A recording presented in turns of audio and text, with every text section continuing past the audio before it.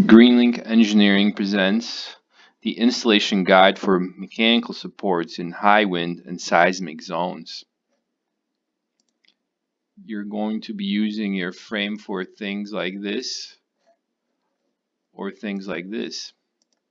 Whatever your application calls for, these instructions are going to be similar in nature. You will receive your frame from Greenlink Engineering fully assembled, or you might be building the frame yourself. In either case, have it ready to go and place it on top of the roof. We're going to do some cleaning. First, I want you to clean the areas around the bases really well using rubbing alcohol or whatever the roofing system manufacturer recommends. You'll have 4 clean areas free of dirt and any type of grease that might be present on the membrane. Next, we will do some marking. Place the frame back on the roof and scribe a circle around each base to mark its location. This will become important later. So you'll have 4 circles. Next, we will indicate where each base belongs. So this base number 1 will belong to this area number 1, and you do that to each base. I'll just show you on one of these, okay? Now we will do the leveling procedure. You take a level, set it on top of the frame, and you will take one of these. I'll show you on one of the bases. You'll take one of these bases and you will spin it to make the whole leg go up and down, and you will bring everything into the bubble. And you might do the same procedure to this one and this one and this one until you get everything level to protect your equipment from being unlevel and protect the bearings.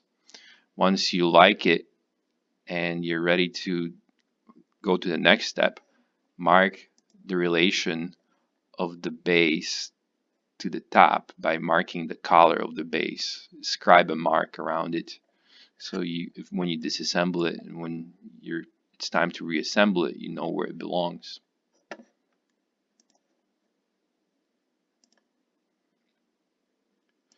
Now that we have done this, we'll take the frame apart.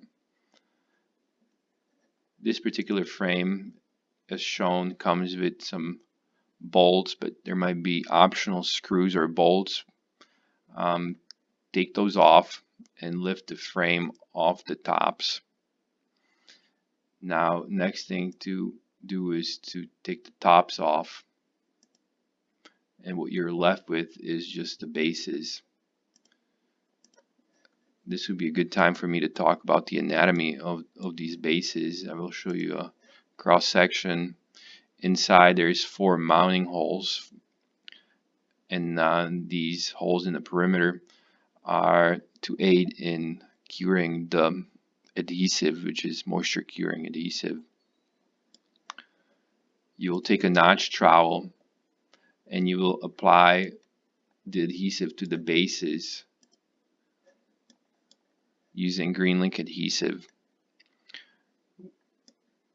Now you're ready to place each base onto the roofing surface, the areas that you cleaned off and marked off. So stick them onto the membrane and you're ready to place the fasteners inside each knucklehead base.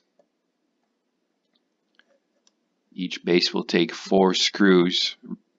Use appropriate fastener for the type of decking present. If it's a concrete deck, use concrete screws, and so on and so forth. After you drive the screws in, take a dab of adhesive and apply it to each one of the screw heads. So you're left with something that looks like this. Now we have 4 bases mechanically attached and adhered to the roofing system. Now you're ready to reassemble your frame and the tops. Reassemble the tops so they go to the mark that you scribed before. And as an optional step, you can double check if everything remained level. So put the frame back on, put your level back on, and see if everything is still level. If you like it, it's in the bubble. Let's put some adhesive down. So take the frame off, and you will apply adhesive to the tops in these surfaces here.